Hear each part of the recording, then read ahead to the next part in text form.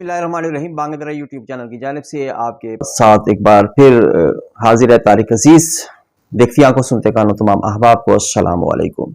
सामने मतलब country touch के हवाले से जो मेरी ये एपिसोड्स चल रही हैं उसमें गुज़िश्ता गुफ्तगू में मैंने आप हज़रात को पाकिस्तान की तहरीक के हवाले से और क़याम पाकिस्तान के हवाले से बड़ा इख्तिसार के साथ कुछ गुफ्तगू फरमाई थी और कुछ तारीखों के हवाले से मैंने आखिरकार क़याम पाकिस्तान के दिन का वो अजीम लम्हा भी आप हज़रात के सामने शेयर किया था।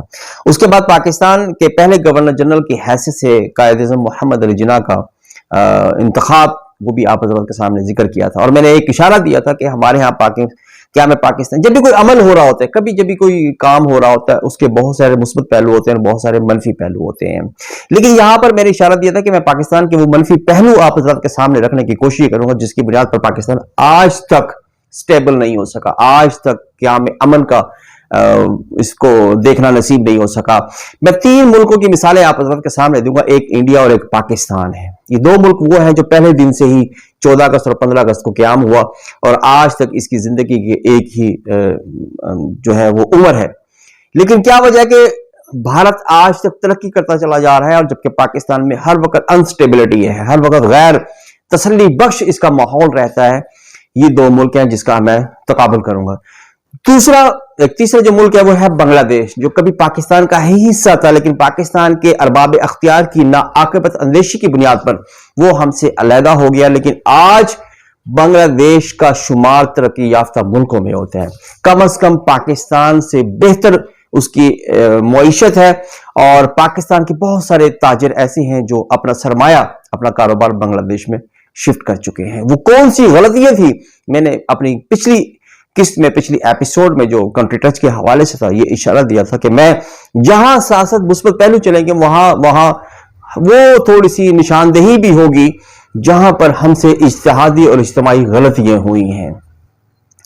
मैंने आपको शायद ये भी कहा था कि मेरा मकसद सिर्फ ये है कि मैं इस्लाही नुक्ता नजर से अपनी गलतियों को, अपने मुल्क की गलतियों को, अपने बड़े आबा अजदाद की कुर्बानियों के बावजूद जो इज्तिहादी गलतियां हुई हैं उसकी भी निशानदेही करता चलूं।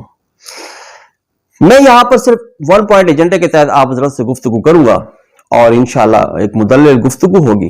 क्या में पाकिस्तान का वक्त हुआ और हल्फ बर्दारी की तकरीब का वक्त था और क्या बड़ी गलती हुई उस तकरीब हल्फ बर्दारी में, ये मैं आपको आज समझाना चाहूंगा।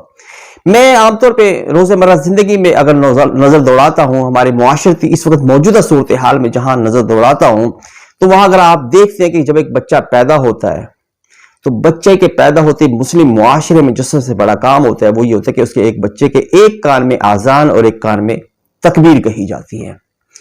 इसके दो पहलू हैं। नंबर एक पहलू तो यह है कि इस बच्चे को बावर कराना और अपनी सोसाइटी के इर्द गिर्द मौजूद रहने वाले लोगों को यह बावर कराना होता है कि हम मुसलमान घराने से ताल्लुक रखते हैं और हमारा मुसलमान होना हमारे लिए फख्र है।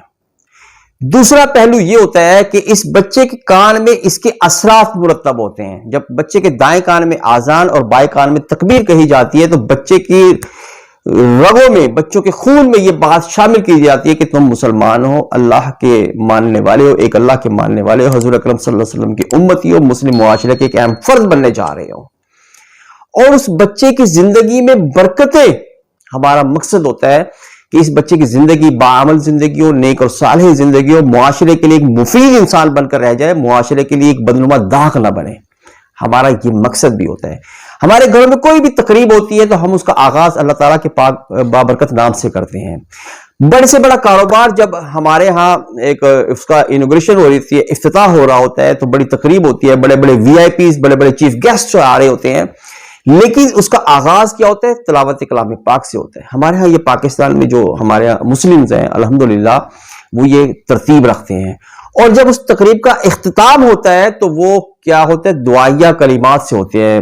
मौजूद मौके पर मौजूद कोई नेक शख्सियत होती है या किसी को खास तौर पर बुलाया गया होता है, उसके जरिए दुआ करवाई जाती है।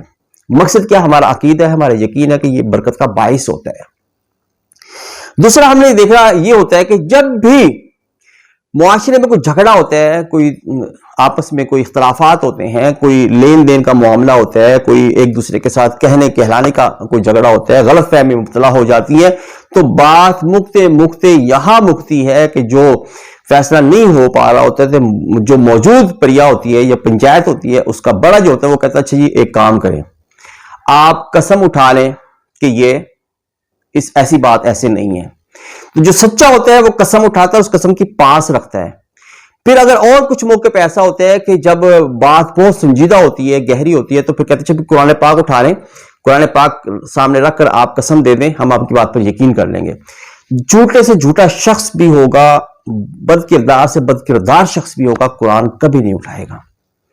یہ قرآن کا وہ وجود ہے جس کو دیکھ کر بد کردار سے بد کردار شخص کانپ اٹھتا ہے کہ میں جو کچھ بھی ہوں لیکن قرآن پاک پہ رکھ کر میں جھوٹ نہیں بول سکتا.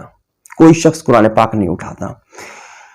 دوسرا یہ ہوتا ہے کہ جب ہمارے ہاں مختلف اداروں کے اندر تقریب حلف برداری ہوتی ہے تو سمپل کیا ہوتا ہے جی، میں اللہ کو حاضر ناظر جان کر اقرار کرتا ہوں، میں اللہ کو حاضر ناظر جان کر یہ بات کرتا ہوں، زبانی کلامی. کاغذ پہ لکھا ہوتا ہے میں مسمی یہ طارق عزیز ولد عبدالعزیز حلفیہ بیان کرتا ہوں، یہ کرتا ہوں، کاغذ پہ لکھا ہوتا ہے. اندر سے ہمیں پتہ ہوتا ہے یہ کاغذ ہے، صرف کوئی مقدس چیز نہیں ہے. عدالتوں میں صبح شام تک جھوٹ بولا جاتا ہے، صرف یہ کہ میں حلفیہ بیان کرتا ہوں. بھائی یہ حلفیہ بیان ہر مسلمان نے کیا ہوا ہے کہ میں اللہ کو حاضر ناظر جان کر کہتا ہوں کہ میں کسی کو شریک نہیں ٹھہراؤں گا. ہر شخص زبانی کلام میں اقرار کرتا ہے کہ میں اللہ کو حاضر ناظر جان کر اقرار کرتا ہوں کہ اپنے مسلمان بھائی کو تکلیف نہیں پہنچاؤں گا، نمازیں پڑھوں گا، جھوٹ نہیں بولوں گا. لیکن سب کچھ مسلم معاشرے میں ہو رہا ہے نا. لیکن جب چیز سامنے ہوتی ہے نا، کسی بھی گھر میں باپ کی غیر موجودگی میں بچے شرارتیں کر رہے ہوتے ہیں، ماں کہہ رہی ہوتی ہے کہ باپ کو آ لینے دو، باپ کو آ لینے دو، بتاتی ہوں، اثر نہیں ہوتا، شاید تھوڑا بہت ڈرتے ہیں. لیکن جیسے ہی وہ باپ قدم رکھتا ہے نا گھر کے اندر، بچوں کی سانس خشک ہو جاتی ہے. کیوں؟ باپ فزیکل موجود ہوتا ہے.